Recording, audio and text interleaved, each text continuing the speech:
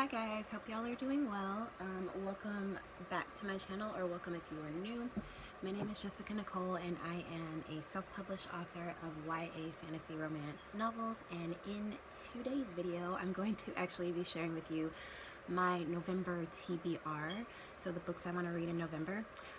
It is currently November 13th, so I know I'm a little late on this, but I've never made a video like this before, and honestly I just kind of wanted to do it and just let you guys know what I'm going to be reading over the month of November. One of these books I've already read, but you know, it's okay. And at the end of the month I'm going to do a November reading wrap up. So recently what brought this about is recently I've just been thinking about a lot about what makes me happy in life, what brings me joy in life, and I've always loved stories. Obviously I'm a writer and I enjoy a good story more than just about anything in the world, but I had dropped off a lot with my reading. Like the past few years I hadn't read too terribly much, and this year in particular I've just been struggling so much with depression. I just have. It's just, you know, it's just been kind of a roller coaster, uphill battle. Some days are good, some days are bad. And so this time of year kind of makes me really reflective, I guess. And I was thinking a lot about bringing more joy into my life, and so I want to read more. My thing is, I have an Audible subscription, but with Audible I only get 1 credit every single month, and that's just not enough for me. So I have gotten back into physical books recently, and so I want to share with you guys the books I'm going to be reading in November. So my goal for each month is to read about 4 books. I'm a little bit of a slower reader, and also I like to kind of just take my time and sit with the story because I just love stories so much, and I just want to take my time and really be in that world, gather my thoughts on it, and before I move on. So the first book that I actually read this month, I'm not going to talk about my thoughts on it too much until my wrap up, but I'll give you guys the premise and everything. So I read Blood Like Fate by Lizelle Sambury, and this is actually part 2 of a duology. I read the first book back in October, Blood Like Magic, and this is Blood Like Fate. I have finished this book already, so it started back over to chapter 1. I finished this, I guess, about the middle of last week. I started at the beginning of last week, finished it around the middle of last week.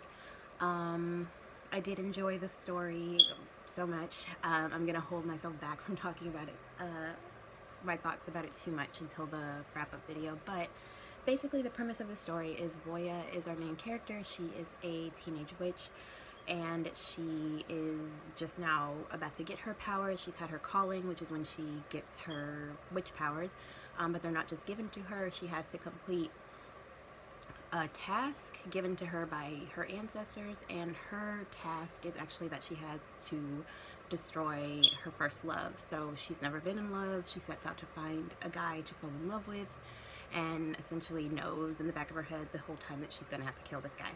So that's basically the plot of the books, but there's so much more to the story, and I cannot wait to discuss it with you guys and get into it. I loved it so much. I loved Blood Like Magic. Blood Like Fate I loved even more. So okay, second book that I want to read in November, I've actually started. It's Go the Distance, and this is one of the A Twisted Tale Disney books. I've never read one of these books before, but Hercules is probably top 5, one of my favorite Disney movies. Just as an adult, I loved it so much as a kid, and I like it I think even more as an adult. I never failed to cry during the song Go the Distance. Like, kid, adult, it doesn't matter. But this story is all about Meg. So it's basically, the tagline on the front says, what if Meg had to become a Greek god? So it's basically her journey to become a Greek god so that she can stay on Mount Olympus and live with Hercules, decide if she loves him, and if give their love time to have a chance. Because at the very beginning of this book, Zeus is like, you know, at the end of the Hercules movie, when he decides to stay human and stay on Earth with Meg, Zeus is like, nah. So she's on this journey, this quest to kind of prove herself worthy of being a god. And it's by Jen Kalanita. I am about, I'd say 25% of the way through this book now. I'm not on page 100 yet. It's got about 330 pages. But I'm really enjoying it. I love Greek mythology. I love the Disney version of Hercules. And yeah, I've already met a Greek creature that I had never heard of before. Sort of like this flaming lady vampire succubus type thing that Meg's had to fight.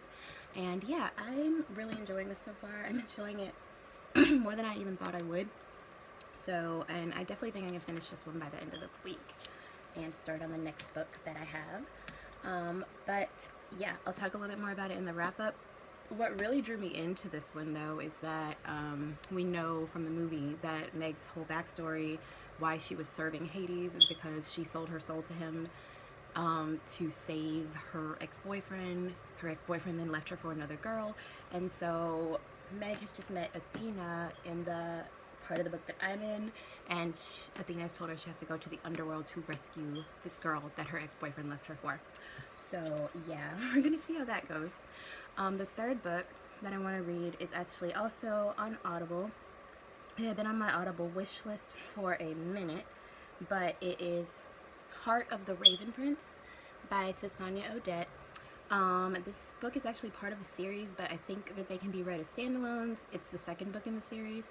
It is a Cinderella retelling, and that's basically all I know about it. The cover was beautiful, and I saw a retelling, and I was like, yep, I love retellings. I love writing them. I love reading them, and so I'm excited to see what this book is about. And there's fae in it, and you guys know I love fae. If you've read my own book, I love fae. So anything with fae in it, I'm down to read it. And the last book that I want to read in November is Cinderella is Dead. This one is by Kaylin Byron, and I picked this one up because I love the back, the premise of it. It sounds like an interesting world to me. It says it's been 100 years since Cinderella found her prince, but the fairy tale is over. So love it. And I just realized I've got like 2 books on here that are like Cinderella-ish. Got Heart of the Raven Prince and Cinderella is Dead, but just realized that. But basically, the cover's gorgeous.